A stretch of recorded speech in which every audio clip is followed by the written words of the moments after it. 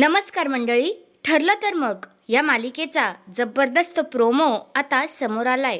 त्या प्रोमोमध्ये असं आहे, आता अर्जुन आणि सायली या दोघांचा कार अपघात झालेला असतो आणि न्यूजवर दाखवत असतात.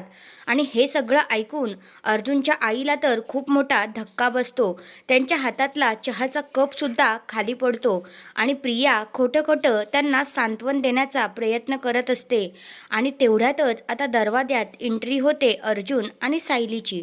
आणि त्यांना पाहून प्रियाला खूप मोठा धक्का बसतो. बाकीच्यांना सुखद आनंद होतो, मात्र प्रियाला खूप मोठा धक्का बसतो. ती विचार करते, हे लोक जिवंत कसे? आणि नंतर आता सायली प्रियाला धमकी देते. तर मग प्रिया पण म्हणते, तू बघच माझी पुढची चाल काय असणार आहे. आणि इकडे दुसऱ्या बाजूला काय असतं माहिती आहे, एक बॉडी असते अर्जुनच्या गाडीच्या डिक्कीमध्ये.